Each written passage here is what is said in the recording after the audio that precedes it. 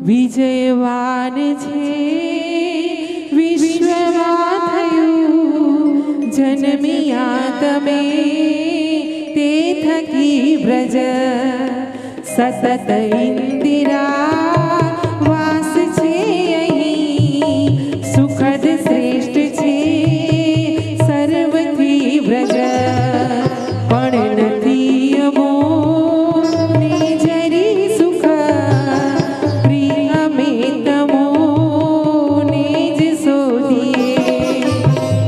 તમે નહીં પ્રાણ ત્યાં ગયા પ્રગટ થાવ સૌ હાથ જોડીએ શરદ ઋતુના સરવરે ઉગ્યા સરસ પદ્મથી દિવ્ય દ્રષ્ટિથી ઉરણ ઘડ્યા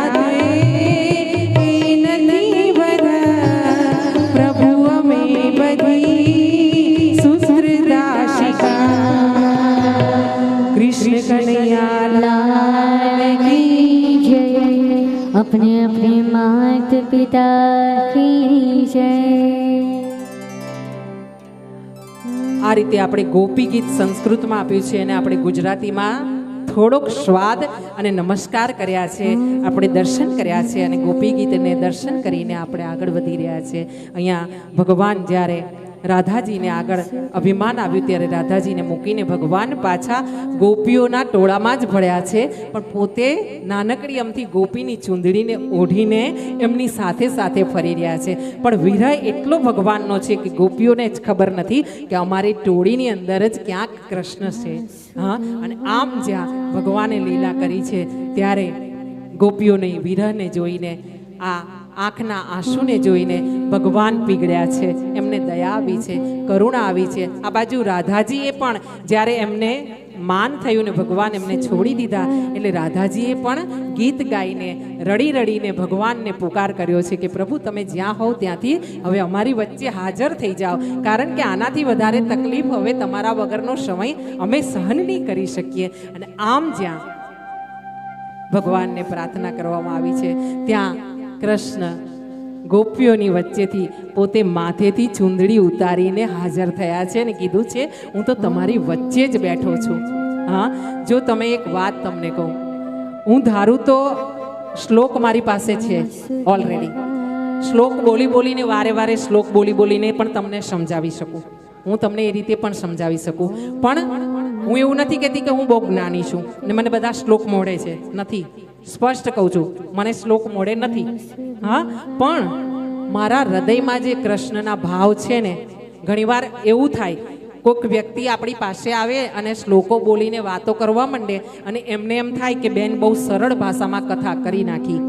હા, એવું વિચાર કરીને કોઈ વ્યક્તિને એમ થાય કે બેને તો સાદી ભાષામાં કથા કરી નાખી. પણ હું એમ તમને કહું છું, જે સરળ છે ને એ જ ભગવાનને ગમે છે. સરળ, સરળ.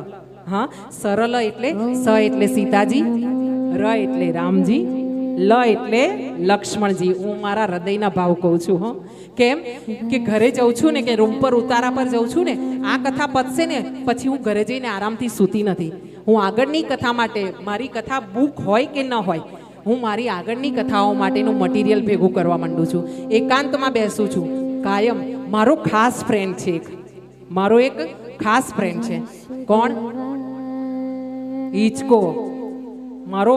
મારો ખાસ મિત્ર છે, મારો હિચકો. કોઈને એમ થશે કે બેન શું કહેવા જઈ રહ્યા છે. હા, પણ હું બહુ આટલું આ બધા ભગવાનની સામે સ્વીકારું છું કે હું બહુ શુદ્ધતાથી જીવન જીવી રહી છું મારી નજર પ્રમાણે. હા, અને કૃષ્ણ સિવાય ક્યાંય મારો મિત્રય નથી, કોઈ સગુય નથી, મારું કોઈ બીજું છે નહીં. હા, એક કૃષ્ણ છે મારા જીવનમાં. હા, અત્યાર સુધી બાળકો હતા પણ બાળકો હવે મોટા થયા છે, પોતાની રીતે જીવી શકે એવા થયા છે, એટલે ધીરે ધીરે બાળકોની મમતા મેં મૂકી છે, એમની રીતે એમને જીવવાની સમજણ આપી દીધી છે. પણ મારો ખાસ મિત્ર છે ને હિચકો, ઝૂલો, એ ઝૂલા પર બેસી જાઓ. હા, ઘરમાં પણ એક સિંગલ ઝૂલો અને બાર ઓટલા પર બી એક ઝૂલો રાખ્યો છે અને એના પર હું બેસું એટલે મને એટલા સારા વિચારો આવે અને પછી એ વિચારોને હું મોબાઈલમાં રેકોર્ડ કરી લઉં અથવા મારી પાસે હું નોટ ને ડાયરી કાયમ રાખું છું. મારા માથા પર સૂતી હોઉં ત્યારે પણ હું ડાયરી રાખું અને એ ડાયરીમાં હું આ વિચારોને લખી લઉં. હા, અને આ રીતે હું આગળની કથાની તૈયારી કરું છું. કોઈને એમ લાગે કે બેન તો બહુ સીધી સરળ ગુજરાતી ભાષામાં કથા કરે છે, પણ મહાન થવું બહુ સહેલું છે, સરળ થવું સહેલું નથી. હા, ભગવાનની દયા હોય ને તો જ તમે સરળ થઈ શકો, કે સામેના માણસના હૃદયમાં ઉતરી શકે એવો તમારો વ્યવહાર હોય, એવી તમારી વાણી હોય.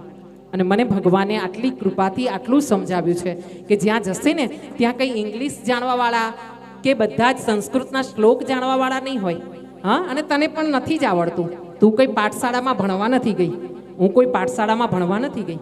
હા, સંસ્કૃત તો મને જેટલું ખબર છે, તો મને યાદ છે ત્યાં સુધી 10માં હું ડિસ્ટિંક્શન સંસ્કૃતમાં પાસ થઈ હતી, અને 12માં પણ ડિસ્ટિંક્શન 89%, મતલબ સંસ્કૃતમાં 89 માર્ક આવ્યા હતા. એટલે સંસ્કૃત મારું સારું છે ઓલરેડી.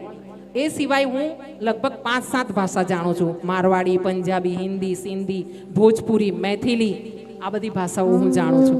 હા, એ આની દયા છે, બાકી મારી હેસિયત નથી કે હું આ બેસું. તો કોઈને લાગે કે બેને સરળ ભાષામાં કરી નાખી કથા, પણ આ સરળ કથા ના કરીએ ને ત્યાં સુધી હું તમારા સુધી પહોંચી જ ના શકું.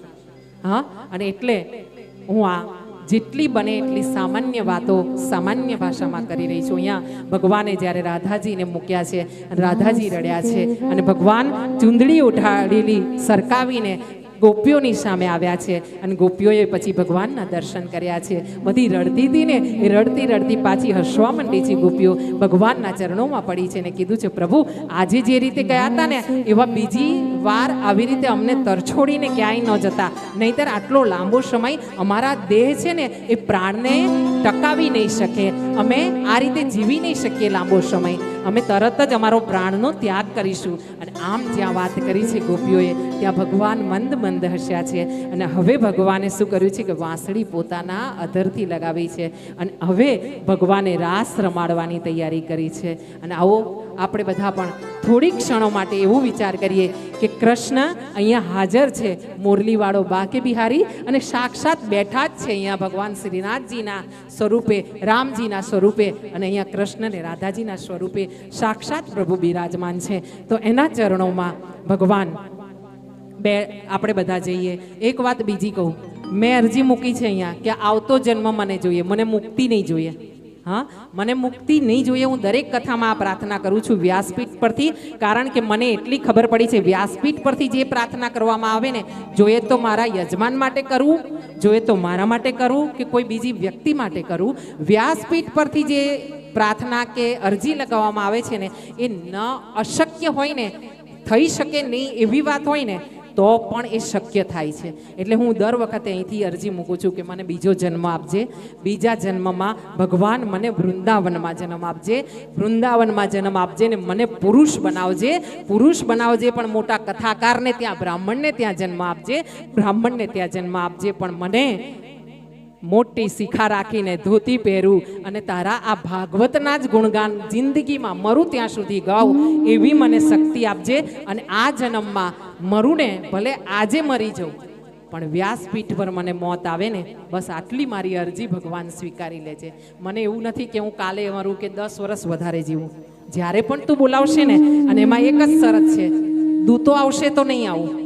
તો તું કહેશે ને કે ભલે તું રીબાઈ, તો હું ખાટલામાં રીબાવા તૈયાર છું, પણ દૂતો આવશે, તારા દૂત આવશે તો હું નહીં આવું, તારે આવવું પડશે. જ્યાં તારો હસતો ચહેરો હું જોઈશ ને તો તારો હાથ પકડીને હું તું કહેશે ત્યાં ચાલી નીકળીશ. આમ મારી શરત છે, અને મને વિશ્વાસ છે કે મારો વાલો આ રીતે મને નિભાવી લેશે, તમને પણ નિભાવશે. સારી સારી વસ્તુઓ માંગી લેજો. હા, આવો મેં પુરુષનો જન્મ એટલે માંગ્યો છે કે આ વ્યાસપીઠ પર બેઠા પછી અમુક પુરુષોને મારી ઈર્ષા થાય છે.